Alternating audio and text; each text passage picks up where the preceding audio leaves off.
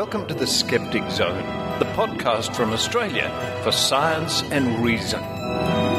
Here are your hosts, Richard Saunders and Stefan Soika.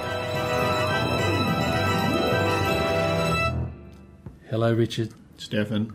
It's good to be here again. It's almost a timeless thing, this like a zone. Yeah, we're in a zone. We're in a zone that never ends. In fact, time stands still here. It does. We could sit here talking forever.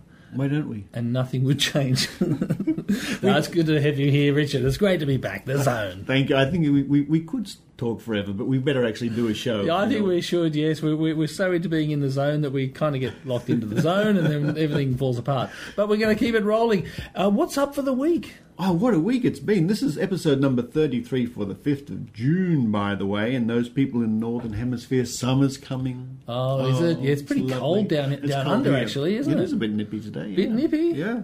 But we had a big week. Oh, did we have a big week? We went to Melbourne. Oh, the Melbourne Talks to Sydney thing. Sydney Talks to Melbourne. Sydney Talks to Melbourne. Oh, sorry, I got all mixed up. It was Dr. Rachie and myself and Dave the Happy Singer and Kylie Sturgis from Perth. Yeah. All hit Melbourne at the same time, and we've got a big report about that coming up. Excellent. So quite a few people turned out and a big event. The room was packed. All our friends were there. We had great nights at the pub before and after. Oh, Melbourne's a party town, isn't it? It is. Yeah, it makes Sydney look like Tamworth. It does. Actually, Tamworth's a party town. It can be. Country music time. In country music time. Yes. So that report's coming up, and in future episodes we'll have some little snippets from the actual talks we gave. But this is sort of more behind-the-scenes background sort of stuff today. Yeah, and a bit of a report. Okay, great. And didn't you bump into someone else just recently too, or is that a bit hush-hush?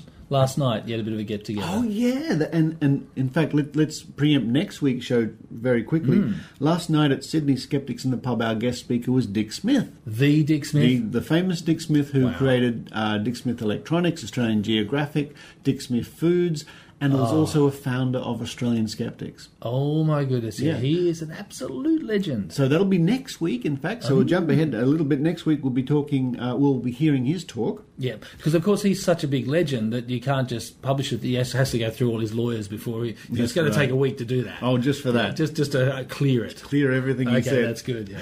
But in today's show, after the Melbourne report, we've got a grain of salt with Iran Sergeyev looking at his talks with a naturopath.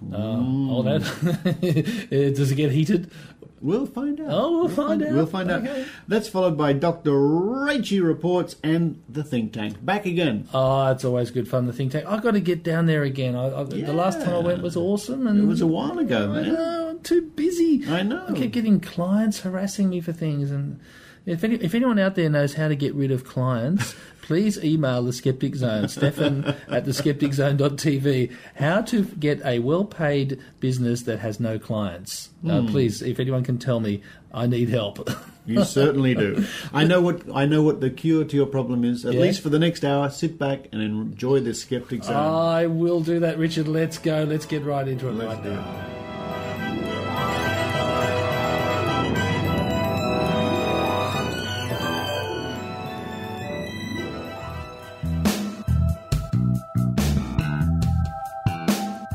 The event was called Sydney Talks to Melbourne. Skeptical talks by members of the Skeptic Zone for a Melbourne audience. Myself, Dr. Rachie and Dave the Happy Singer flew down from Sydney, and Kylie Sturgis flew all the way over from Perth. The first one to arrive at Melbourne Airport was Kylie Sturgis. My flight arrived soon after, and I set about looking for her.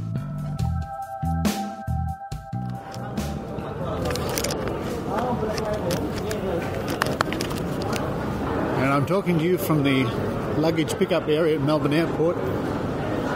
I've just arrived on a flight from Sydney, and Kylie Sturgis is waiting for her bags. She's walking through the crowd now. I thought I saw... Oh, there she is. She's jumping up and down. Hello, Kylie. Beautiful. Hello. Your hair's all short. Yes, it is. I had it cut, you see. It looks lovely. Here we are in Melbourne. We are indeed. Oh my God, it's exciting. It's very exciting. How was your flight? It was excellent. I was really lucky. In fact, my suitcase was the first one out, so I'm all ready to go. That's your bag? I got my bag. Okay. Now we just have to look for Steve Roberts. Okay. Our good friend Dr. Steve Roberts came to pick us up from the airport, and we made our way to his place where we were staying. We've arrived at the home of Steve Roberts, and Kylie and I are having great fun with the new cat. Chasey, come on. Now, I brought a laser pointer. Kylie, what are you doing? I am tormenting this gorgeous mackerel-striped tabby by pointing the laser pointer all around his tail, and so he tries to get it. Come on, get it. Make him run up the hall. Come on, There he goes. come on. Okay, come down, Hall. Come down. Push. Here it is. Come on. Here he comes. Here he goes.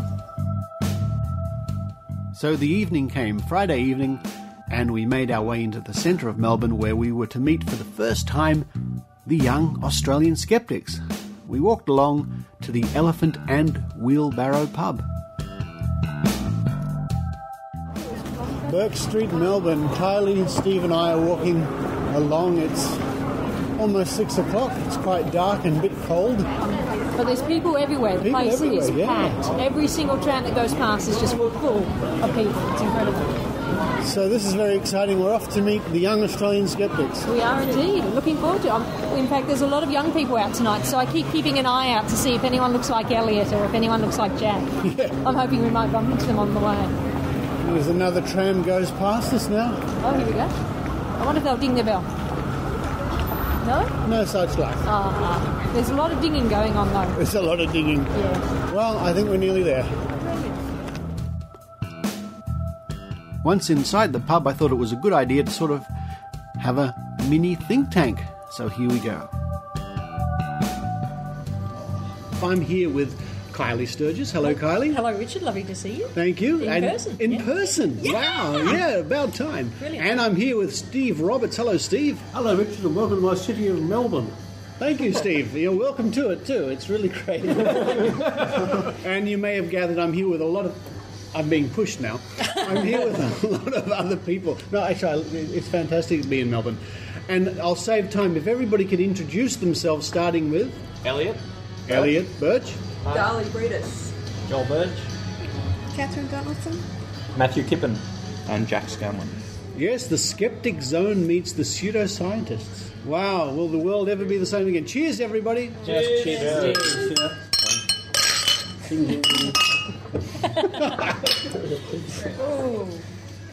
So what are we talking about? Are we actually going to talk about things? Well, if you want to. I mean, you don't. You can sing if you like. I'm a little nervous now. What, you've never done a podcast before? Never. No, I see. Well, never mind, young Padawan. It's really very straightforward.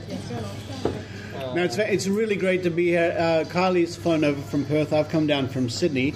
And, of course, we're waiting for Dr. Rachie. She should be here soon, I guess, and Dave the Happy... Ooh, What's that? we're waiting for her. I see. Oh, yes. Thank you. But we're enjoying a couple of beers and we're just about to order dinner. Now, I'm very curious to know... I've come down to Melbourne. What's the skeptical scene like now in Melbourne? Tell me, please. Yeah. I see. Okay, is it that good? All right. I don't know. There's like lots of different groups. There's the Secular Society of Melbourne Uni. There's the atheists, and the rationalists. So there's lots of different groups, but they all sort of intermingle. And There's also the big skeptics. oh yeah, but that was a given. And, of course, there's the young Australian skeptics. Oh yeah, them too. Let's not forget them. So yeah, it's all right. It's pretty good, but it could be better. I reckon. Yeah, what would make it better? What would you... Everyone being skeptics. If everyone was a skeptic, what would we do? Yeah, I know we'd all agree with each other and be happy. Yeah. And drink. And You could be the one city that laughs at every other city everywhere else in the world, I guess. Yes, we could. That would be interesting. Well, we already do that. You already do that. Oh! How dare you! Well, we laugh at Sydney. Oh! But I've lived in Sydney for 2 years, and I know what they call us. They call us Mexicans. They do. What's with that? That's racist. You know what Queensland calls Racist New against South Wales Mexicans. people? Cockroaches. Really? Yeah. They drink Forex though. I think I'd rather be a Mexican. Tasmanians, I don't know. Poor old Perth never gets called anything because nobody cares. Perth. It's nice there. Where's that? Yeah, exactly. The most Oh, isolated Kylie. city in the world. It's The very most pretty. isolated city in the Apparently, world. it's one of the most isolated major cities in the world. The closest next city is apparently Jakarta. And it is, in fact, cheaper for me to go to places like Singapore than it is for me to come here. Good heavens. What? Yeah. That's cool. It's like, yeah. I want out of this country. That's convenient. Yeah, it You've got is. dugongs. That's cool. Dugongs, yeah. You've got but not that funny island. What is it? Rottnest? Rottnest, yes. That's covered in quokkas, yes. Covered in quokkas. Covered in quokkas, yes. a quokka? A quokka is a small mammal that is rather similar to a tiny kangaroo or bandicoot. Yeah. And Why they is used it- to believe it was rats. Why is it called a It's a quokka? marsupial. It was called quokka, which was apparently the Aboriginal name for it. And yes, they are marsupials. It doesn't go. Quokka, quokka, quokka. No, it sort of goes. It's not a Pokemon. No, not a Pokemon. No. However, quokka soccer has indeed become a Quokka rather soccer. scandalous Soccer. thing where people hurt the poor quokkas by turning them into soccer. I Yes. see. That's what they get up to in Perth. Isn't Yes. It? All right. Let me direct this question to the young Australian skeptics. What reaction have you had? Now you're only new because you're young. You see, you're young Australian skeptics. How long has it been now, young Australian skeptics? 6 months? Yeah. 7 months? About six. Yeah. Actually, pretty much. Yeah, 6 on the dot. Like. It seems like December, is it? Is that Episode 12, November, which yeah. is 6 months. About. Okay. Yeah, so I mean, yeah, it's been 6 months, and we have quite a few listeners on the podcast, which is really good. Obviously, probably not as much as the Skeptic Zone. You guys have more of a global thing going on. Bastards. But, We travel a lot. I mean, the fact that we're here is probably a good example of that. but so. yeah, I mean, like we have most of our listeners are in Australia, but we do have some in like, USA and. You get feedback from USA or other Yeah. parts of the world? Yeah. Yeah, I had an email the other day, a guy who sort of found it through Skepticality and stuff, because I think Yeah. they played our advert on there once or something. Or I can't remember. Yeah. One of the two. But yeah, they found it through that or something like that. So, yeah, and I get emails from time to time from US people. And also, I had one from someone in Sweden who they donated like quite a bit of money. So. That's really cool. Yeah. That's really cool. It was really random, I just didn't expect it. Yeah. I get that too. Every now and then you get an email from some corner of the world saying, thank you very much, we really enjoy the show and all the rest of it. It's really gratifying. Yeah. It really helps the morale and it encourages you to do better, I guess. And I don't know, like I try and reply to every email I get. Yeah. In fact, I'd reply to every email I get. So Even if it's to say bugger off. I don't know. Do you get people writing in with believers saying why are you skeptics saying this, that, or the other? Only on the blog, never to the email. Really? Never to this podcast. I don't think we have enough exposure yet. There was some fundamentalists in disguise. weren't there? Oh yeah, On the other blog day. recently. I moderated the post because it was just like some comments that were just irrelevant and stupid. I knew that they were trying to grief us. Like, Oh, they're trying to grief us like the traffic outside at the They're here moment. now. Ah, here they are. They found us. Explain your actions. They'll never take us alive. We're going to barricade ourselves in here with chips. Okay, yeah, sorry. So occasionally they that's right. Yeah, they came onto the blog, and I knew that they were trying to grief because they picked out one little thing that I said and really just had to go at me for it because I was the admin. Yeah, well, it was like a sort of a relevant comment. It wasn't really making an argument, and Elliot deleted it because he has There was a comment saying server space to be saved. saved. Yeah, there was a comment saying thank you, Richard. You understand? And I was just like, that doesn't help. That doesn't have anything to do with the discussion of the post. And they. It's Dave the Happy Singer! What an entry! Round of applause for walking into a pub. Hello, Fleur! Surprise. I saw your Twitter. And I thought, she's coming, that's great. Yeah, I decided this morning. I decided. Sorry to interrupt you there. It's fine, it's all so much excitement. Yeah, so basically I deleted the post because it was stupid and didn't make any sense, and it was just like, I knew they were just trying to give me grief, but that made it worse because they were like, oh, you're stifling free speech. They didn't conform to your ideology, so you deleted it, and there was no ideology in it. She just said, thank you, Richard, you understand, or something. Richard? We have Richard Hughes on the I see. blog, yeah. And And they made this big, about 4 people showed up and started saying things like, I'm not going to take part in this blog, blah, blah, blah. I checked the IP, they've been to the site once. So. All right, I've just got a text message come in, and it's from Dr. Rachie, who's on her way, and her text message says, test. Dave the Happy Singer, I think we're going to have to come over here for 1 second. So that's my story. He's just ordering a beer. That's my encounters with the fundamentalists, and he's gone, and he's back. Hey mate, good to see you. He's happy. He's happy. Hello, everyone. Richard. Hello. Oh, hi. Hi. Now, a big announcement to make, everybody. Dave the Happy Singer is the latest member of the Skeptic Zone. Official. Yay! He's going to be doing a segment called Big Pharma. Arr. Hello, everybody. Hey, ka-ching, ka-ching.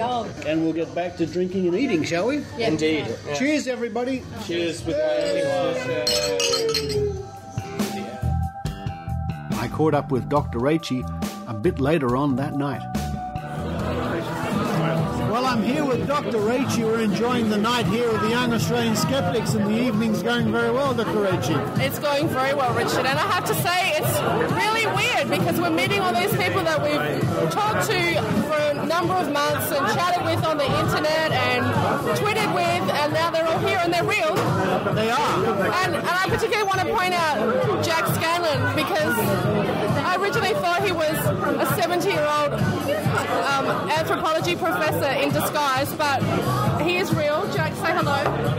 Hello. He is actually a student, and he is a real person. See? Oh, yes. Yeah, I'm pinching him, and he's laughing, so yeah, he's real. He's giggling like a schoolgirl. So, to all those people who think the skeptics are all dry, crusty people who sit at home and never have fun, It's not true, is it? it's not true. Let's ask Elliot. Indeed. There you go. Well, at last the big night came along. Saturday night, the 30th of May. We turned up at the lecture theatre, and before the talk started, I bumped into a few people in the lobby. It is indeed. It's very exciting. It's Sydney Talks to Melbourne. People are coming in. The foyer's almost full. Kylie's here. Hello, Kylie. Hello, Richard. I am selling badges and DVDs and Pegasus earrings, and they're going really well. It's fantastic. Thank you. And I just bumped into Chris, who listens to the podcast. Hello, Chris. Hello. Really great to see you here. Thanks for coming along. That's all right. It's good to see you. Thank you. And you've been saying you've been listening to The Zone for a while now. Yes, and the Skeptic Tank as well. Before. Oh, the old days, yes, yeah. I prefer the new the theme song. Oh, the right. Skeptic Zone. Yes, that's Stefan wrote that, of course. Oh, okay. And he sings it too. A lot of people don't realise that. He's the singer. It's very catchy. I get it stuck in my head sometimes. It's my ringtone, actually. Well, I'm really pleased you could come along, Chris, and I hope you enjoy the night. Oh, thanks. Thanks a lot. Then it was time for us to give our talks. I gave my talk entitled Skepticism 101. We heard a few songs from Dave the Happy Singer, and then Rachel Dunlop gave her talk, Dr. Rachie Reports. After the talks were over, we all went round the corner to the local beer garden. I took the opportunity to make a small recording for our good friend George Harab. Hi, George. We're here at a pub in the beer garden after we gave our talks. Dr. Rachie and myself and Dave the Happy Singer sang your song tonight, the Far theme. Dave, that was a great rendition of Far. Thank you very much. I love that song. I love everything they're doing with the International Year of Astronomy. And I think the 365 Days of Astronomy podcast is fabulous. It is. And it's a great song. I wish I'd written it. And me too. Yeah. Wait, didn't you write it? Didn't George write it? No, George Rabb wrote it. He did. I know he did. No, they got somebody good in for that one. But if anybody's doing 365 days of nonsense or 365 days of complete and utter rubbish, I'll write the theme tune for that. All right. Thanks. It's a really fun night, George. And you've got a lot of fans here. Everybody say hi to George Harab. Hi, George! Answer my emails, damn it. Styrofoam. No, that's not it, is it? Vibraphone. No, styrofoam. Styrofoam's better. Vibraphone. George, we had file references tonight. We had a bar song. It was great. We did. George, we wish you were here. Maybe we'll be seeing you soon, but I'll be seeing you at TAM anyway. And Connie's wearing a PFA shirt. It rocked.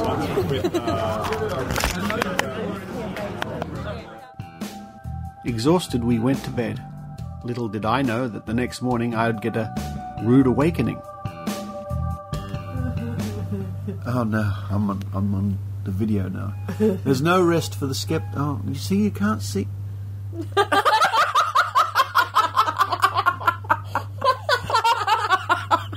I was just about. She's done it again. Listeners, all I was trying to do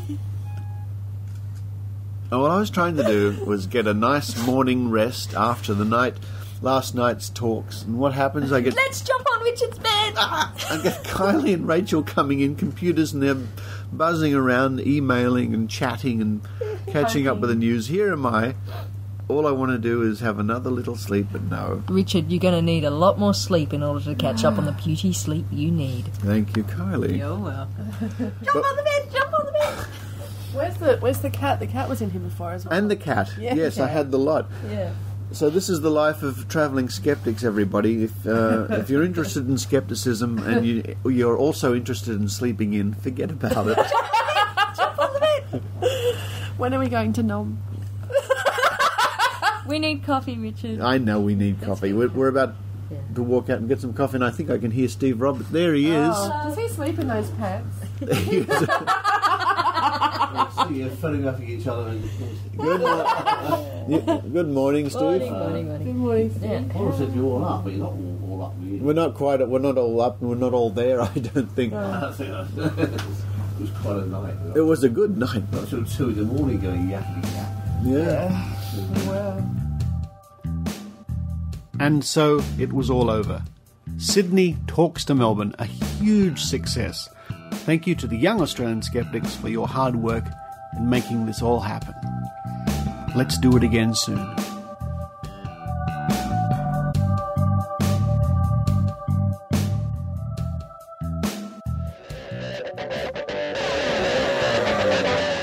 Hi, I'm Alistair Tate, host of the new bi-weekly podcast, The Pseudoscientists, the official podcast of the Young Australian Skeptics. Join Elliot Birch, Darley Breedis, Jason Ball, Jack Scanlon, Tay Rush, and myself to hear what our generation have to say about quackery, science, and the issues that concern us. Subscribe to our podcast, located at youngozskeptics.com. Grain of salt. Grain of salt. Grain of salt. Let's all take this with a grain of salt. Here's Iran Segev. Grain of salt now. Grain of salt. You gotta take it with a... Hello, this is Iran Segev, taking life with a grain of salt. Some time ago, I found a flyer in my mailbox which piqued my interest. It was from a store called Pure Botanicals Holistic Healthcare. Holistic was spelt with a W, but that was probably the best thing about the flyer. I have it in front of me. On one side, there is a list of healthcare modalities offered by the store, which I will get to in a moment, followed by the properties of their skincare range. Just for fun, here is what their skincare range is. It's handmade, all natural ingredients, no animal products or testing. I think they really should have said no animal products and no testing, but perhaps I'm being too cynical. No synthetic chemicals, preservatives, stabilizer, colorants or additives. Contains medical extracts, nutrients, vitamins and essential oils. Designed and manufactured by naturopaths. I think this list speaks for itself, so I'll turn over the flyer and look at their price list, which covers the treatment modalities mentioned over leaf. Treatments range from half an hour to 1.5 hours, with half-hourly rates between $35 and $45. That's $70 to $90 per hour, which will explain a lot later on. The list of modalities includes the following: naturopathy, homeopathy, massage therapies, acupuncture, hypnotherapy, tarot readings, psychic readings. By the way, I'm not making this up. I'm still reading from the list printed on a flyer for a healthcare shop. Energetic healing and Reiki. For the sake of this talk, I'll ignore hypnotherapy, tarot readings and psychic readings, as I want to focus on the physical health side of the matter, rather than on the never mind. Of the remaining modalities, energetic healing and Reiki are very similar to each other, and acupuncture has the same basic philosophy as to the cause of illness, albeit with a very different approach to treatment, of course. Not that it matters, as chakras and chi are both imaginary, and despite all attempts so far, there is not a shred of credible evidence that any of those three work better than placebo. Massage therapies do work, of course, and there is nothing alternative about them, except perhaps the idea of choosing a masseur or masseuse who are the most likely to cause harm through their ignorance. This leaves us with naturopathy and homeopathy. I must admit that seeing those two right next to each other at the top of the page is what I found most interesting. The main reason is the contrast between them. By definition, naturopathic remedies are largely based on plant extracts and other chemicals derived from natural sources, though the practitioners will not usually use the word chemicals as I just did, because to them it's a pejorative. Homeopathic remedies, on the other hand, are based on diluting chemicals in water until there is not a single molecule left. Moreover, the foundational principle of homeopathy is like cures like. Hence, diluted coffee cures insomnia, for example. So as can easily be seen, these two modalities do not just differ in how they treat. Their basic philosophies contradict each other to the point where you would think that only Alice could believe in both at the same time. Unfortunately, that is not the case, and many alternative medicine practitioners dabble in both. Looking at the list I mentioned earlier, I can't help suspect that they are trying to beat Alice's record of believing 6 impossible things before breakfast. Perhaps the name complementary medicine should be changed to contradictory medicine. Since this is so hard for me to comprehend, I decided to find out a bit more about the thought processes of a practitioner, and called Pure Botanicals. I told the lady who answered the phone that I wanted to understand what they could do, and asked for information about naturopathy and homeopathy. She was very polite and gave me a lot of information. I tried not to ask leading questions and attempted to act as if I really knew nothing about these two forms of quackery. What follows is a summary of the main points of the discussion.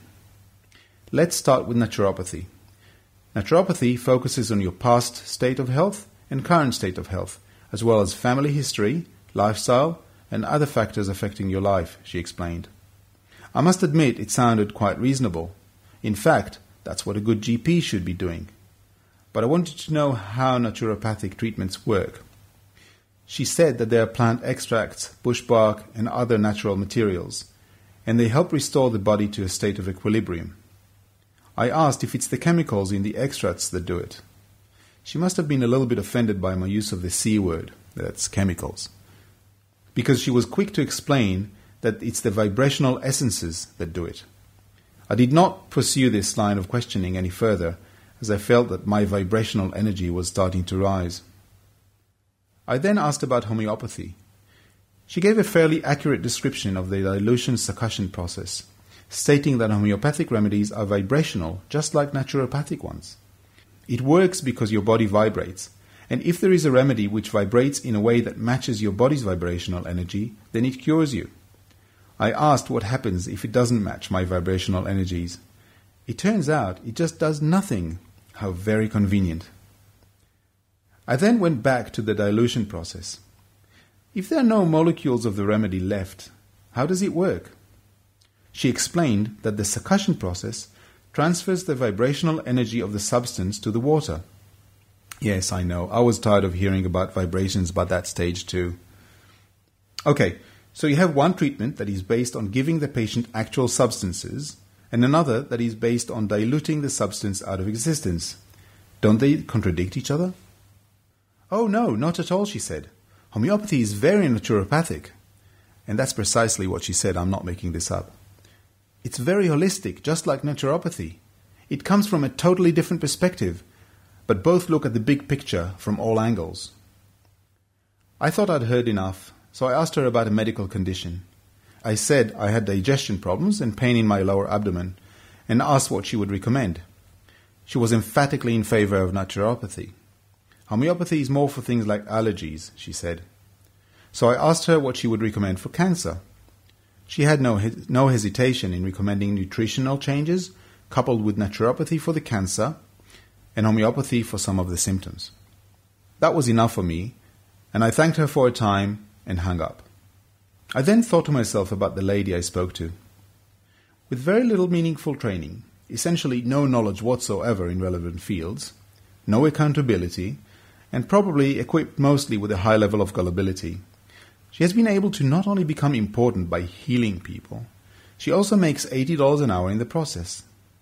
I don't think there is any hope that she would ever admit that what she is peddling is bunk. She is also probably not dissimilar to alternative medicine practitioners everywhere. The implication is that while it is possible to help fight this societal ailment by educating the public, there will always be enough of these quacks to cause harm unless the government intervenes, as a minimum by treating it as a consumer affairs issue. I would take any suggestion that this might happen with a grain of salt. But salt is a chemical. Salt now, a grain of salt, you gotta take it with a... Hi, I'm Jason. And I'm Andrew from the Nonsense Podcast. Bringing you a skeptical overview of news, religion and all forms of pseudoscience. We're defending science and reason against the onslaught of medical and spiritual nonsense. All week, we are busy researching and debunking pseudoscience. But on the seventh day, we listen to the Skeptic Zone. Check us out at nonsensepodcast.libsyn.com or search for the Nonsense Podcast on iTunes.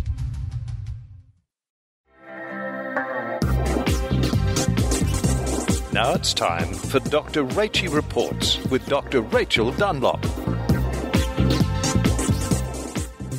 Hello everyone and welcome to Dr. Rachie Reports. Have you ever heard of radionics? Well, neither had I until yesterday when Ben Goldacre tweeted to a story which appeared in the UK Telegraph newspaper. Now this immediately caught my attention since it involved diagnosing illnesses using hair. And listeners may recall that I have talked about hair analysis for the diagnosis of allergies previously, and you can find more information about this on both the Zoners blog and skepticsbook.com. However, radionics is much more than just sticking a piece of hair in a beaker and making lights flash and dials flicker. Radionics is described by the Telegraph as, quote, the largely unexplained art of healing someone you've never met who is hundreds, even thousands of miles away. Sounds suspicious already, but before you go and write this off in the realms of butt candles, there is the UK Radionics Association, which represents approximately 80 practitioners across the UK and produces the quarterly Radionics Journal. On their website, they give information about how radionic practitioners can diagnose illnesses from a patient's sample, hence hair, from a distance, which practitioners describe as, quote, a challenging concept, but one that is entirely compatible with modern physics. However, the concept of modern-day radionics involves holding a pendulum over the hair sample, or, as the practitioner refers to it, the witness, and using the technique of dowsing, which we are familiar with in terms of water dowsing, to get information about the state of the patient's health. The practitioners say, we get the information by interrogating the witness, that is the hair, they say. I will ask question after question, some looking for a yes or no answer, some looking for an answer that will qualify the health or otherwise of the patient's various physiological systems. So, as well as rotating in a clockwise direction for yes and anti-clockwise for no, the pendulum also gives out a score out of 100 when placed over a sort of health-o-meter chart. Many practitioners in holistic health employ radionics to identify and rectify the subtle energy imbalances that are associated with diseases in the physical body. Radionics shares the same energetic worldview recognised by acupuncturists, homeopathists and Reiki practitioners. And according to some websites, radionics is especially compatible with homeopathy because radionic instruments can be used to make homeopathic potencies. Also of interest is that agriculturalists and animal nutritionists use radionics to pinpoint nutrient imbalances in plants and animals, and it can also be used to select the optimal feeds, fertilizers, and supplements to rectify the imbalances. Geologists also use radionic techniques to analyze ore specimens or to locate mineral veins. So what is the history of radionics? Well, it was founded by Dr. Albert Abrams, who was born in 1863, under the original name of ERA, or Electronic Reactions of Abrams. And Abrams believed that diseased body tissue affected the nervous system and gave forth dull emanations. He believed that electronic phenomena were involved with this, and so he invented a variable resistance instrument, which he called a black box, to measure the ohm resistance of different diseases on an electronic circuit. He found, for example, that cancer produced a 50 ohm resistance, while syphilis had a 55 ohm resistance. Abrams later modified his technique so he could take readings from a drop of blood, and in 1924 a committee established by the Royal Society of Medicine investigated Abrams' techniques and were favourably impressed. Today, radionics and its cousin radiesthesia, or medical dowsing, are recognised in Europe as legitimate medical practices. However, the commercial practice of radionics is banned in the United States. And one website I came across had this to offer as an explanation for why. Number 1, it works, but not in a way totally understood either by the academic community or by the practitioners themselves. And 2, it works and produces miracle cures in man, plants, animals, and outdates existing sciences if it is understood. Therefore, the lobbies, in quotation marks, in Washington representing the commercial applications of existing sciences force laws against radionics to preserve existing sciences and the large sums of money invested in them to create our present technology and to preserve the jobs of millions which might be lost if indeed radionics was used to achieve the same results. So there we go. Once again, the big pharma rears his ugly head. So according to another radionics website, quote, diagnosis by dowsing requires the use and interplay of both the intellectual and the intuitive faculties. The intellect and the concrete knowledge which supports it are used to frame questions relevant to the correct understanding of the problem, and obtaining answers via the pendulum, however, requires a suspension of the intellectual process and an activation of the higher intuition. So, listeners, how can you become a radionic practitioner? Well, the Radionic Association offers 6-month courses, which includes 2 study weekends and other tutorials, and once you've completed the course, you can use the title of MRADA.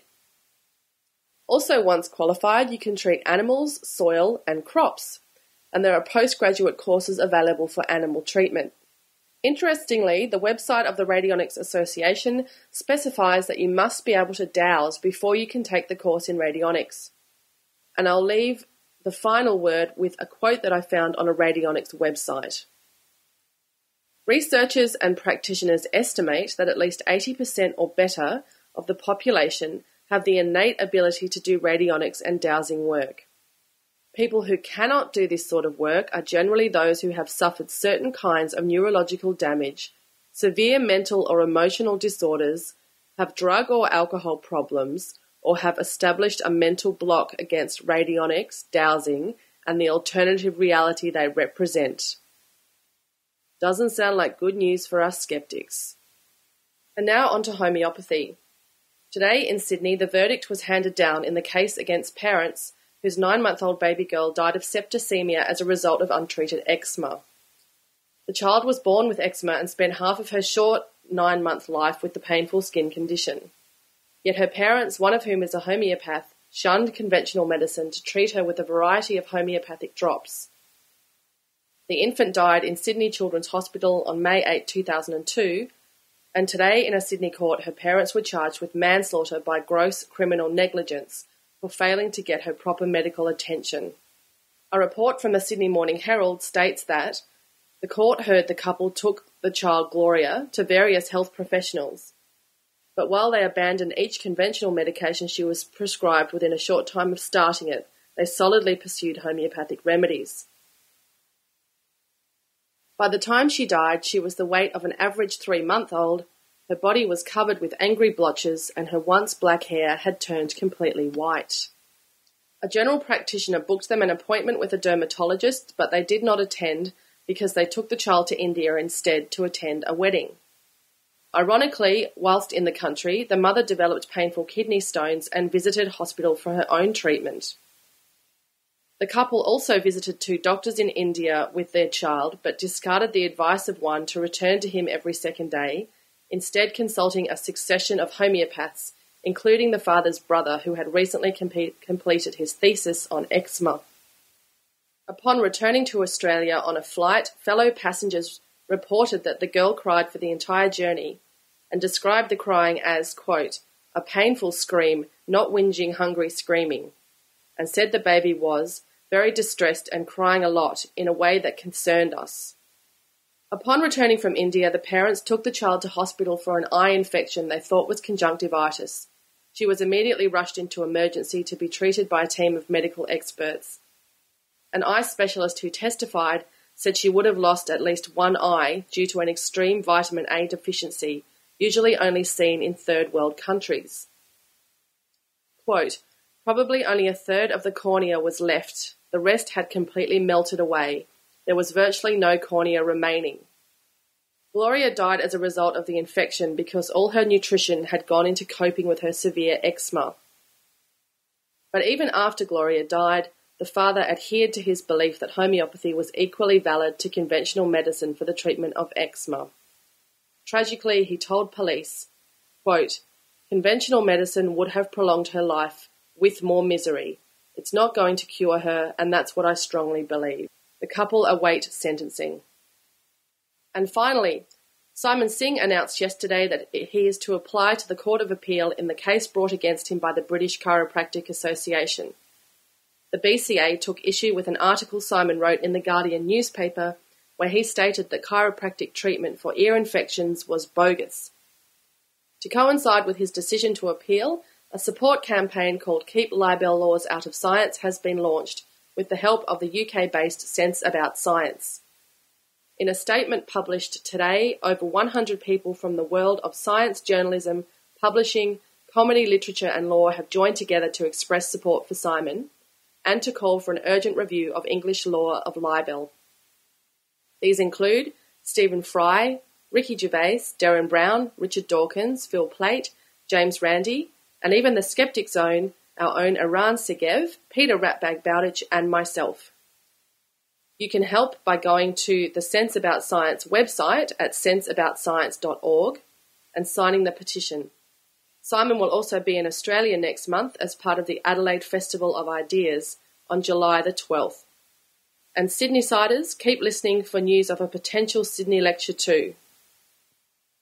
Thanks for joining me, and until next time, this has been Dr. Rachie Reports.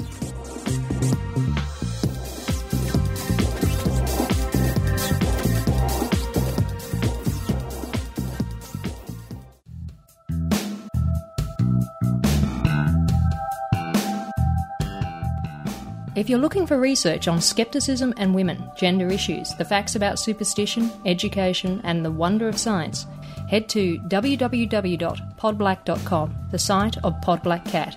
It's been described by Dr. Ben Goldacre as a blog that wins on timeliness, accuracy, relevance, and, well, rather silly names. www.podblack.com. And what do you think?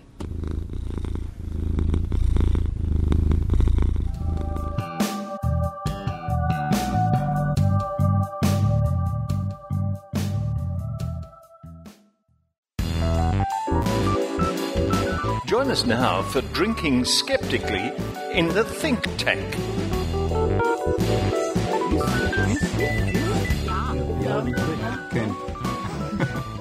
I do like coming to this club and having that lovely Chinese dinner, don't you, Dr. Rachie? Hello, Richard. Ooh. Yes, I do. Hello, and hello to Dave the Happy Singer. Hello. Hello, you look happy? I'm very, very happy. He always is. He always is. Hello to Iran Sergev. Hello, Richard. And thank you for Grain of Salt. Thank you. And hello to Diane. Hi. Hi. Nice to see you back here again. Thank you. Now, before we get cracking on to the topics in the think tank, two announcements. One, welcome Dave the Happy Singer officially as the newest member of the Skeptic Zone. Thank you, Richard. It's brilliant. We just couldn't get rid of him. He was always here. We sort of thought, oh, stuff it. He might as well be an official member. You kept inviting me. I did. Actually, it was my fault. No, I'm thrilled to join the team. Can I have my picture on the website? You do You already do. Oh, really? Checked, you do. Oh, it's not an ugly one, is it? Yes, I mean, no. If you look up at the top, but I just need to get a bio and things from you. But now that you're not a guest, you're going to have to do the dishes. Yes. And make the tea. That's fine. I always do feel that, when I come to the tank, that I'm the one that should be serving the drinks, I've still got this kind of, what the hell am I doing here feeling, Rachel and I had champagne, and I don't know. Anyway. And an announcement, some of you may already know that Iran Sergeyev, Iran from a grain of salt, was recently elected president of the Australian Skeptics in New South Wales. Yay! Let me see. Presidente. Dr. Rachie and myself are vice president, so he's our boss, Rachie. What do you think about that? I think it's fine. I think it's more of an issue that you and I are going to butt heads as to who's the better vice president. Do I get as long as I don't have to judge. Do I get Can I? Yeah, you can vote. Yes, you can vote. You can vote. All right, now, we've got a lot of interesting topics to cover today in the think tank. But before we get to the very serious stuff, Dave the Happy Singer and Dr. Rachie, thank you very much for coming down to Melbourne. Oh, yeah. Over the past weekend to do that Sydney Talks to Melbourne. Wasn't that the best time Amazing. It was a fabulous weekend. I'm still coming down off it now. It was great. And we must all thank very much the young Australian skeptics for their work. Yeah. Everything just came off so brilliantly well, didn't it? It was organised so well. The venue was just fantastic. We had a really great system to run our slides, and it all worked, and people showed up, and we had fabulous audience. They'd done the promotion well, and it was just really well organised, and fabulous drinks in the pub afterwards. Just such a great bunch of people to meet. That was the best. In fact, listeners will just remember, because they've just heard it, my report from Melbourne, which included those drinks from the pub and all sorts of things. So wow, it was fantastic. And Richard, did you mention as part of your report that there are lots of photographs up on Flickr and videos on YouTube? Yeah, videos. I don't think, but videos at Kylie Sturgis's. Podblack.com is the YouTube. Podblack.com. Go there. Spelt podblack.com. And also... What? Yeah, that's Kylie Sturgis. Yeah, not dot, it's spelled D-O-T. That's her YouTube channel, Podblack D-O-T. Oh, right. Yeah. Oh, I was getting confused. It's strange. I mean, she was with us all weekend, but her videos consist mostly of you and I eating.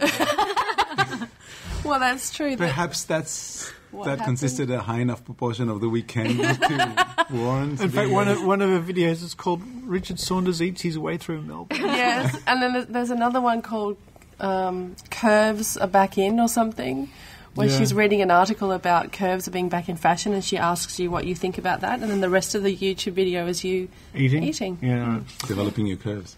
Yeah. Indeed. I've had enough of being thin. In fact, now I'm trying to lose a few pounds or kilos for Tam, in fact. Never mind. All right, let's thank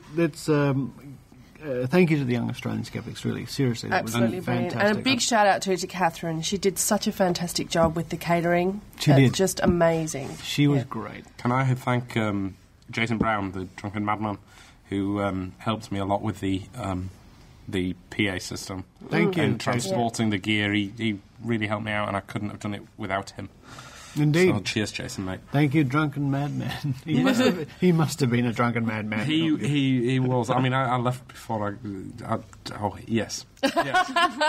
I only saw the hangovers, I like my beauty sleep. So can I ask a question? Is it going to be in reverse as well? Are the Melbourneites coming to Sydney for the talks? That's probably a good idea, but in the meantime, we were sort of thinking about going to Perth. Ooh. Talking in Perth, but we'll see. We know we have yeah. to do something else because it was so much fun. It was really great. And maybe they'll join us in Brisbane. Or Brisbane in November, of course, for the Australian Skeptics National Convention. Absolutely. And we'll be talking more about that very soon. So listen to the Pseudoscientist podcast. Please do, great podcast. Great podcast, great kids, great fun.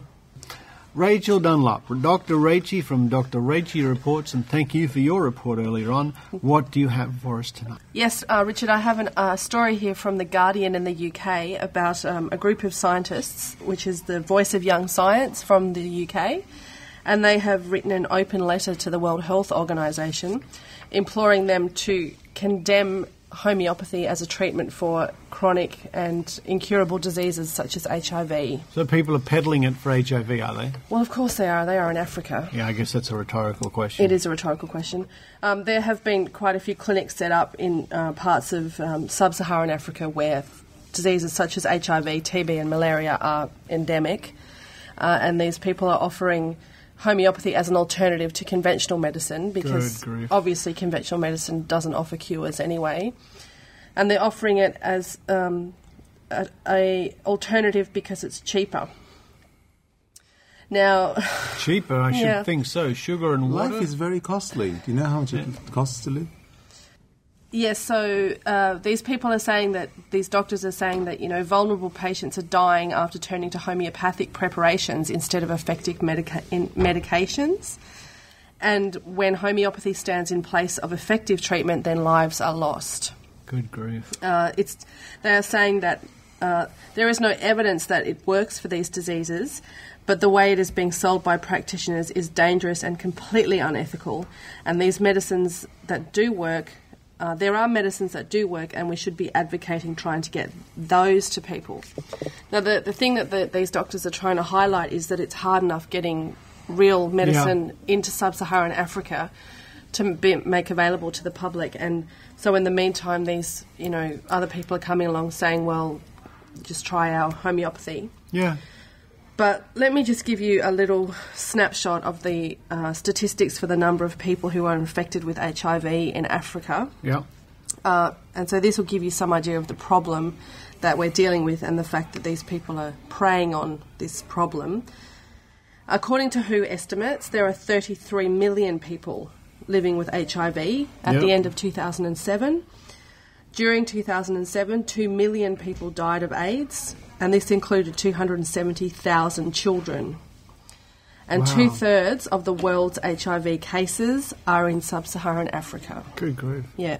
So it's an absolutely massive, massive problem. And Raymond Tallis, who is an emeritus professor of geriatric medicine, has said that the catastrophic consequences of promoting irrational and ineffective treatments for serious illnesses have been demonstrated in South Africa previously, and this is where Mbeki's policies have led to an estimated 365,000 unnecessary premature deaths. Now, you probably know that Mbeki said that there was no link between HIV and AIDS. And he's back, by the way. He's back. He was out of the presidency for a while, and about just over a month ago, he was voted back in, which is very sad for anybody with HIV or anybody who will get HIV over the next few years while he's still a president there. But it's funny how so many people turn a blind eye to this. I mean, you don't hear this screamed about on the media every day, do you? Well, no, you don't. But the other thing that's interesting about this story is you know who else is wrapped up in this, don't you? Did you say Rath? I did. You did, yes, Under you're my breath. correct. Yeah, Matthias Rath, that's right. I mean, he was one of the people that was actually feeding the information to Mbeki originally about the fact that you could cure AIDS with vitamins and supplements. Wow. So he's wrapped up in this really tightly. It's... I don't even know what to say. It's so appalling. So they're using homeopathy because it's cheaper than conventional medicine. Well, yeah. Yeah, but somebody's making an awful lot of money out of it. Well, that's true. I mean, and the thing is, they can probably just make it up on the spot, can't they? The thing that a lot of people don't fully realise, it's a licence to print money. You can just get sugar and water, or water, or whatever it is, or you don't even have to do a damn thing to it. You've got to succuss it, surely. Yeah, right. As if. As if. Now, Diane, you and I encountered a major company here in Australia a couple of weeks back at the Pregnancy, Children's and Babies Expo. Yes. Who was a major homeopathy company in this country. And I said to you, what I suspect strongly is whatever ingredients they have, or the homeopathic, they're just producing mass sugar pills. I remember asking, there was one particular medication that I just asked, how does it work? And the man actually promoting it said, look, we don't really know. He had no idea. He couldn't even explain it. Yeah. If it worked at all, or it was just really silly. But did he say that as an indication of it does work, but we don't know? That's right. Right. Yeah. Right. Okay. I think that's probably, to a certain extent, that's valid, because there are treatments that modern medicine, especially things to do with the brain, where very often things that we know work, but we don't know how they work, or at least don't know completely how they work. The problem with homeopathy is that it doesn't work. So to say, how does it work? It's like to say, how did you fly to work this morning? Yes, well, yes. I didn't. Yes. So what's the how question is redundant. It's like it's like something out of Monty Python. It's like the bloke comes in and he goes like, "Hello, I'd like some medicine, please." And he goes, "We're all out of medicine, Gavner." Well, we got homeopathy. Well, does it work? Well, it's cheaper. I mean, it's just... or the dead parrot sketch. Yeah, well, yeah. Does it work? Does it talk? Does it talk? Does it Not work? really. Well, it's hardly a substitute, is it? Do you know they've got homeopaths without borders? I've heard. There is at the very least a German organisation that I came across, Homöopathen ohne Grenzen or something British. Homeopaths without borders. Good grief. I mean, it's ludicrous, isn't it? Homeopaths without medicine. Ethics. Oh, sorry, I coughed. No, I didn't say that. Homeopaths without efficacy. So I was just thinking, how do you say like homeopath in French? Because they don't say H, do they? Les homéopathes, I'm sure. Homeopathic. So would it be I don't know. I've probably LSF or is it? No, it'd be HSF. Yeah. I had it. This is completely off topic. Completely off topic. But I saw this really big butch bloke come in. Clearly a big old sports fan with a big jacket and everything. He had this big sticker over the side of his arm, like a big sewn-on badge thing, saying "Go HRT." And I was completely confused. I was like, hormone replacement therapy? I was like, what on earth is he talking about? Yeah, come on, hormone replacement therapy, yay, it's great. It's done and he didn't, for me. yeah, he didn't, he certainly didn't look like somebody who'd gone through the menopause. I know what it is. Certainly not somebody who'd gone through the menopause and used HRT, because he had a lovely moustache.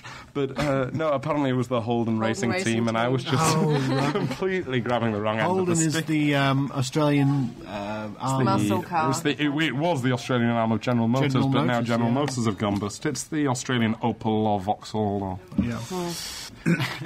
Speaking of homeopathy, Oprah Winfrey. Yes. Do you like that segue?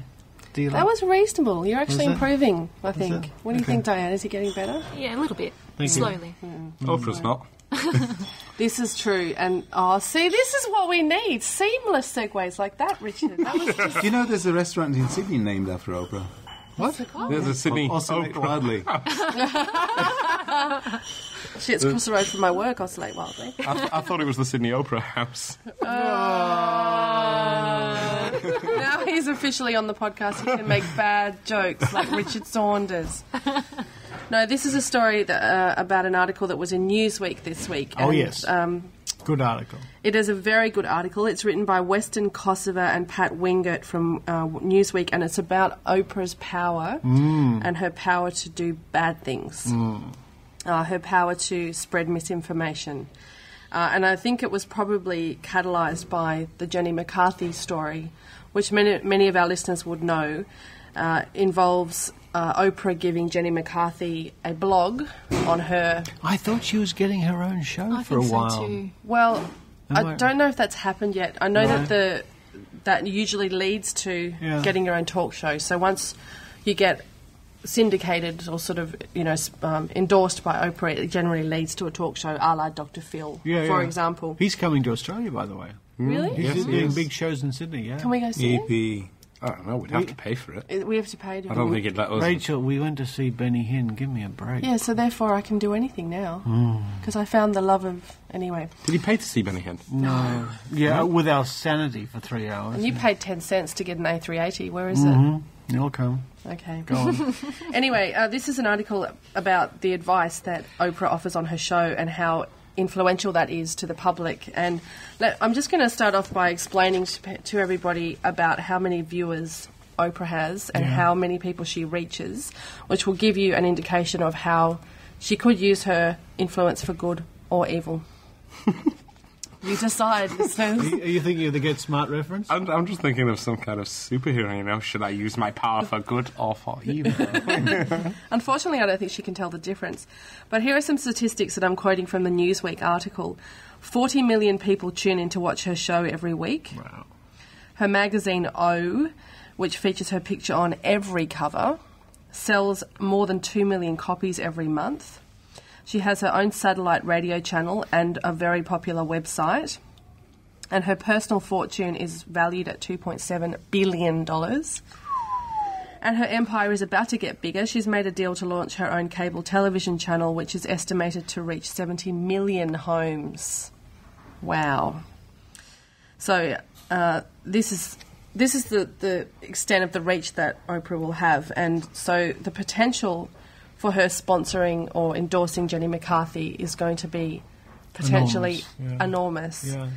Now, the article is very thorough. In fact, it covers a lot of the stuff that she has featured on her show and points out that she does have some accurate stuff and some good stuff. For example, Dr. Oz, who I'm not that familiar with, but apparently he does provide, he or she, I think it's a he. It's a man. It's he, okay.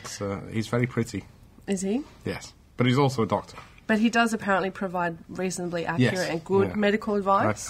I think so. And apparently she also often has the trainer from The Biggest Loser. To be honest, I don't watch the show. No, I don't either. I'm telling you what I'm reading. That's why my face is looking funny, because I don't watch it either.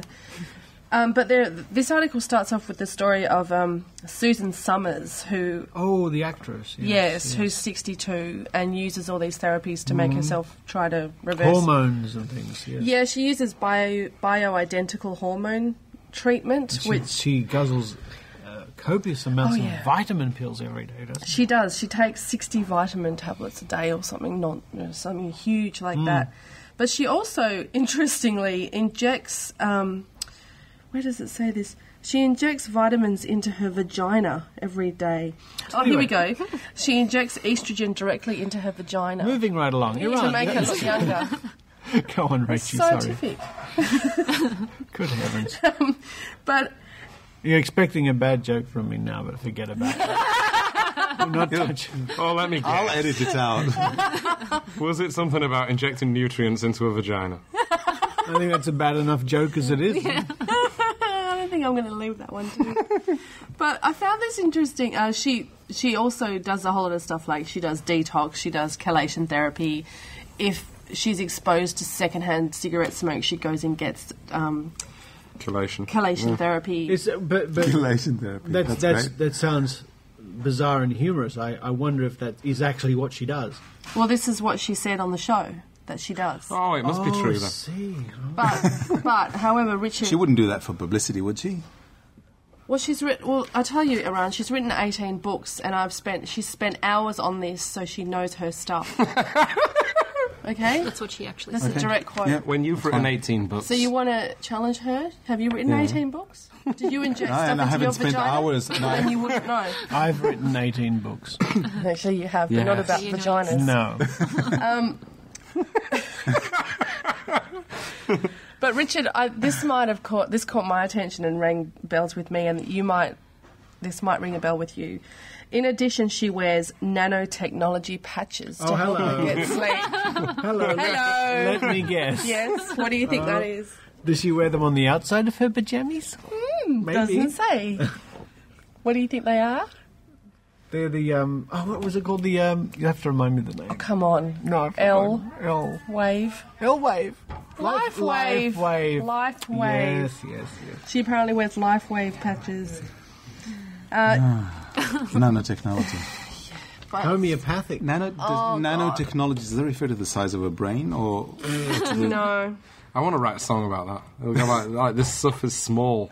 This stuff is really small. It's really small. You will never see it. You won't see it at all. It's so small. No, it's a really good idea for a song. I must remember to do that. Very good, yes. Actually, just as a side issue, people who know me and read my blog at skepticsbook.com would have noticed... she got her reference in before you, Dave. You're falling... Actually, no, it's the blog on Skeptic Zoners, the WordPress blog about LifeWave, which I did on a Dr. Rachy a number of months ago. And periodically we get either distributors or users that come onto the blog and try to defend the efficacy of LifeWave patches. And we had one recently. And were you involved in that exchange? No, I didn't see it at all. Oh, okay. This is the first I've ever heard about LifeWave patches. Oh, really? Yes. Oh, they're amazing. Are they nanotechnology? They are. They're homeopathic They use photobiomodulation and infrared light. Wow, so many prefixes. I know, it's amazing. It is. In fact, listeners, if you don't know anything about LifeWave patches, go on to the Skeptic Zone blog, which is linked through skepticzone.tv. Yep. Search the blogs and you'll find mine on LifeWave. Yeah, don't go to davethehappysinger.com. You won't find anything about LifeWave on there.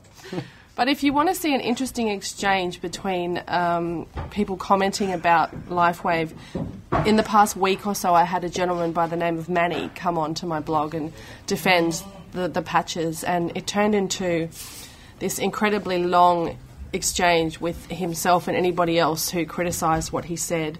And then it turned into the big pharma conspiracies and that I was being paid by the government and, all that stuff. The big pharma. Which reminds me, by the way, Dave is now as a member of Zona, he should get cuts as well.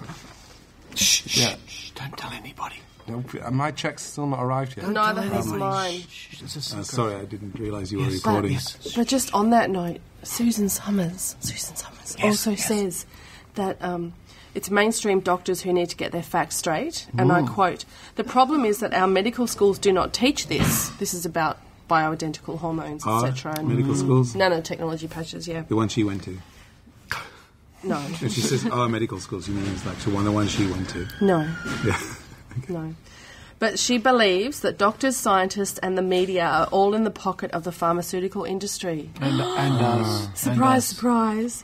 And she says... it's the same stuff all the time, isn't it? Quote, "Billions are spent on marketing drugs and these companies also support academic research." Fishy. Free from these entanglements. So mine at the same time they're flogging all their books and stuff. Oh no, well listen, you're absolutely... Rachel in the meantime is banging her head on the table. She says, "Free from these entanglements, Summers can see things clearly." Quote, "I have spent thousands of hours on this. I've written 18 books. I know my stuff." And then Oprah says, quote, "We have the right to demand a better quality of life for ourselves, and that's what doctors have got to learn to start respecting." Yes, those doctors, eh? Yeah. Good on you, Oprah. I say, yeah. Measles, bring back measles. Has everyone seen that clip? Measles. You all want measles. Rebecca Watson, yeah. Dubbed. "Attention staff, could Chris please attend to the cafe? Chris, could you please attend to the cafe? Thank you." Chris is in trouble. Chris, please. Yeah, it wasn't buses this week. It was Chris. That's a very funny. Where clip. Everyone gets measles now that Jenny's going to be on the show. Yeah, but everyone go and look for. Just do a Google for Newsweek. Oprah. Yes. You'll find this story. Very well worth Very, very well written story. Really worth a read. Very well researched. This Suzanne Summers woman. She's clearly in the pocket of big publishing. That's right. Can you keep that bit in? That were really funny. Did she have this big what was it called? She did this Thigh Master.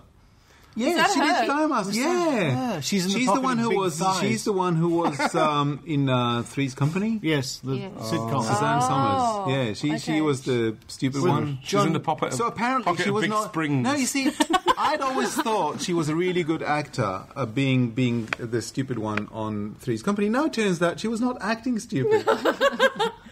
Maybe not. Allegedly. I don't have a problem with people being really good actors and really good porn stars. Attention members and guests, the next courtesy bus will be departing in 5 minutes time. Going to Helston Park, Dully, Churl and Marrickville. This service will be departing in 5 minutes time. Thank you. Not over the gags, please. It's all true, listeners. It's all true. Anyway, let's change the topic a little bit before the next bus announcement comes on. We've had a listener write into me. I won't give her name out, but she says she's married to somebody who completely believes in woo, in alternative medicine and spiritual homeopathy, enchanting the chakras of the seventh meridian channel of the... Yeah, all that sort of thing. And she was asking me... She doesn't. She's a skeptic. Mm-hmm. And she's finding it a bit difficult. Now, what advice can we offer? I mean, if you're living with someone who completely is away with the fairies... Move out? Ooh, it's a bit drastic. That's what I was going to say.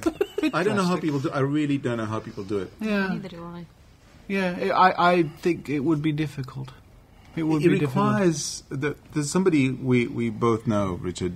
Actually, you know him too. I do. Whose wife is he's a prominent skeptic, and his wife is he also would believe anything. And I always say I admire him for his ability to live in the same house with somebody whose views are so different radically... mindset. Yeah. It's just so radically different. Yeah. I don't know how it's possible. I wouldn't be able to do that. It's like we really can't offer much advice at all, can we? I don't know what I would do. I couldn't do with it. I'd really struggle to relate to somebody who saw the world... so different. Irrationally, but if you are going to do something about it, I've always found that whenever I'm kind of confronting somebody about this sort of thing, I find the best approach is to ask questions rather than to make statements or ultimately. Saying, "Oh, that's a load of bollocks," is not. It's not helpful. It just entrenches people and makes. But if you just ask questions, and you don't even have to not the big question so where's the evidence that homeopathy works? Just gentle, much more gentle questions. This is probing, raising I would say the doubt. This is probably the rule in general. This is not for a close relationship like the one you're describing. I mean, this is what we do at Mind Body Wallet. We ask questions. Yeah, you just generally when you talk to true believers, you shouldn't mock them. You shouldn't. Be disrespectful. It's just that when you have to share your life with somebody, I don't know.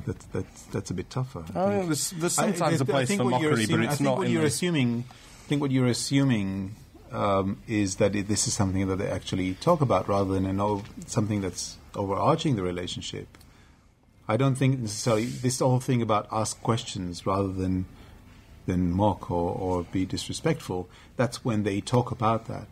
But I think if I were in this situation, I don't think I could get into that situation, but if I were in that situation, I think what would bother me most is the fact that person whom I love or I live with actually believes in these things. It's not about convincing them. It's not about how do we convince.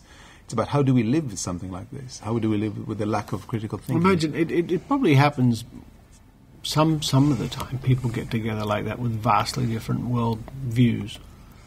But it can also happen over time.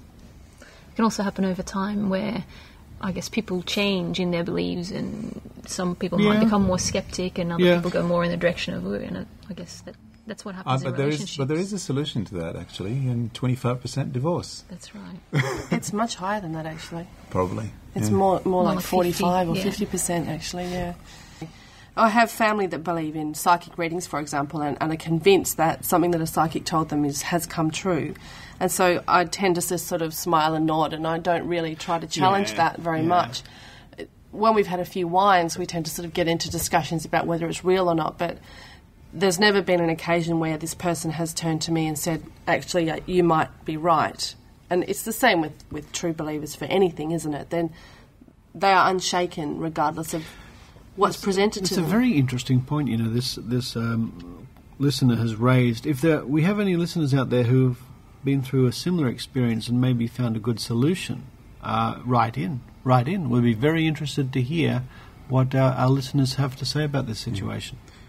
I do think, though, that in regard to what Rachel just said, was that I think it's different when it's somebody even fairly close and the person you live with. Because my mum, for example, was a true believer for many years, and I just recently, just by showing her, explaining to her how, for example, psychics work, how cold reading works, and giving her a few examples. Basically, I just showed her. I just pretended to do a psychic reading on her. Now, of course, I know everything there is to know about her, but I used the same language, and it opened her eyes, because she suddenly realized that's exactly what happens. So she has changed her mind a little bit. Of course, she's my mum, and she thinks the sun shines out of a certain part of my anatomy. So if she has to judge between me and anybody else, of course she would believe me. But still, when it's somebody you have a romantic relationship with, I think it's very different. Very interesting. If somebody who is listening has had that direct experience, I'd be very interested to hear from them, because I don't know. For me, sort of along the same topic is also when an atheist lives together with, a very devout Christian. I find that unfathomable, to be quite honest. I don't know how you can do that. It's possible, but I don't know how to do that. I think for some people, these things just aren't big issues in their lives. There might be, not every person with irrational beliefs is the kind of true believer that we contend with, and not every rational person is a big-ass skeptic or passionate about promoting reason. There are just people who naturally go, "Oh, astrology is a load of nonsense," and people who naturally say, "Ooh, but we don't know, and it's it's interesting and stuff." And they can get on fire because they'll have mutual interests in all kinds of other stuff, animals or hobbies or sports or whatever, and these kind of different views of whatever it is, astrology or natural medicine. Maybe a lot of people are in this situation where they at least live in a household with somebody with a vastly different world outlook. But when you make decisions together as a couples, somehow those beliefs would come through in the decisions that you make. So obviously there's a lot of reasons why people argue and people fight in a relationship, so I guess those are the things that people then argue over. But I guess we're all along a spectrum somewhere. So, and the further you're apart, the more chances you have of that relationship not working eventually, I guess. Yes, if someone in your relationship wants to plant the cabbages when the moon is at the right height and line with Venus or something, and you don't care. But I can actually give an example of a decision where it could be hard. So, my children, two of them choose to go to religious education lessons. Now, I would prefer for them not to go, but they choose to go. It's not between me and my wife. It's between us and them, because we would prefer them not to go, but they choose to go. But I'm thinking, what about we have friends where the parents, one of the parents is Catholic, the other parent is an Anglican, and they have to choose which RE class. RE is the religious education in New South Wales, at least. I'm not sure what about other states. Children are handed over to the church for half an hour a week. I remember.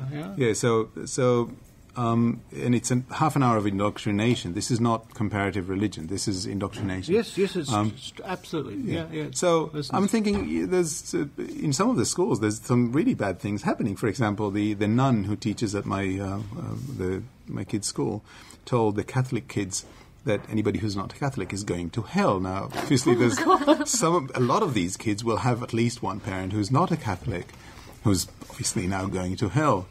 So that can raise all kinds of questions. Does that mean they beat each other up in the schoolyard? No. Because your mum's going to hell. No, she's not. Boof, boof, boof, boof. Well, the way my kids treat it is that they get lollies around the Jewish holidays, so that's why they go. But some time ago, two of them said that they don't want to go anymore. There was a change of teacher, and they decided they don't want to go to RE lessons anymore.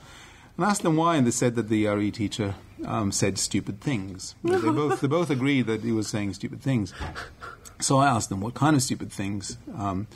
So one of them was more scientifically minded and oriented. They said, he says that the world was created 6,000 years ago, and I know that the dinosaurs died 65 million years ago. So here's a 10-year-old who's just finding the creation story completely ridiculous as a scientific fact. And the other one, who's less scientific-minded, but his bullshit detector is quite sharp, said, he says there's a God.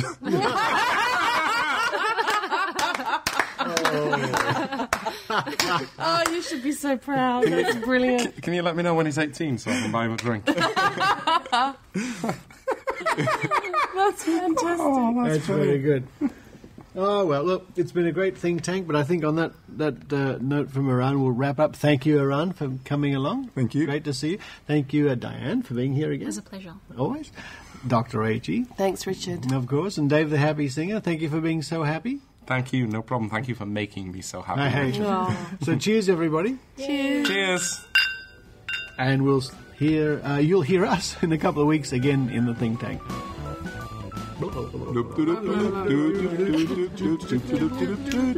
We can't afford a theme. Skeptic Zone, a miracle of technology.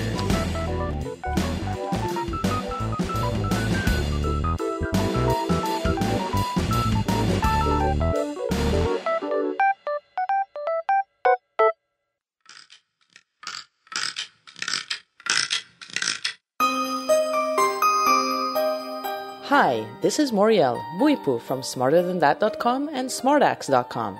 I don't know about you, but I'm definitely coming to the amazing meeting this year. And following last year's scientific success, I would love to conduct a scientific experiment with Richard Saunders. Do you have any ideas of a scientific experiment we can conduct? Go to SmarterThanThat.com/contact and share your idea with me. Richard and I will pick the best experiment and conduct it on this year's TAM 7. Personally, I can't wait to see what your deviously scientific minds come up with. I'm sure Richard will be happy to do anything you ask. Okay, not anything. Almost anything. Okay, maybe not almost anything either. But you should still send your ideas to me. I'll read them, I promise. So I'll see you at the Amazing Meeting 7, Las Vegas, 2009.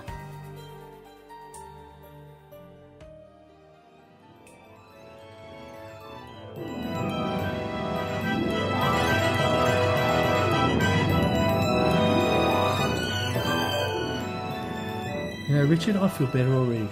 You know, before at the beginning of the show, you were saying how you're a bit stressed out, client problems. Yeah. Now you've just heard the whole Skeptic Zone. I don't care anymore. You look peaceful. All I care about is just how wonderful the Skeptic Zone is and how fabulous all the people that are involved are. If you do say so yourself. Except for...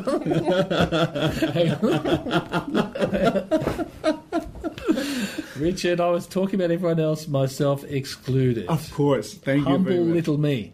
Humble little you. Yeah. Thank you very much, Stefan. Now, before we go, let me just make a little plug for the Skeptic magazine. I've seen a sneak preview of it. It's a bumper issue. It's a great issue. Oh, lots of stuff in there. All sorts of things. The Skeptic magazine, one of the world's oldest skeptical journals, and you can subscribe by going to www.skeptics.com.au. That's a good one. And another little plea, if anybody out there really enjoys the Skeptic Zone, and I'm sure you all do, we do actually rely a little bit on your donations. So feel free to donate via PayPal on the Skeptic Zone website. We will sincerely appreciate your donations. Yeah, just then I had to replace the batteries on this audio recorder. You did? That was about $3. Oh, well, there you go. You know, we need all the help we can get. And the petrol money I had to come to your studio. I know. And the lunch I have to give you. And the hot dogs I have to buy later on for Dr. H.E. That's right. So, yes, any help will be great because we love doing this and we love the fact that a lot of other people are enjoying listening and getting into all the news and stuff. And we're getting over 7,000 listeners a week on average now, which is nice. So it's building up really well. That's great. That's really fantastic stuff. And of course, if you want to chill out for a little time, you can go to iTunes and download my app, Video Origami. Really? Yeah, and see me folding origami. You can fold along with me. I'm not kidding. Give it to the kiddies. Give it to the kids. Oh, well done. Well, I think that's about it for another show. Let's get back into it in a couple of weeks' time. We will, Stefan. Thanks, listeners. The Zone continues. See you next time. Bye. You've been listening to The Skeptic Zone. Visit our website at www.skepticzone.tv for comments, contacts, and extra video reports. The Skeptic Zone.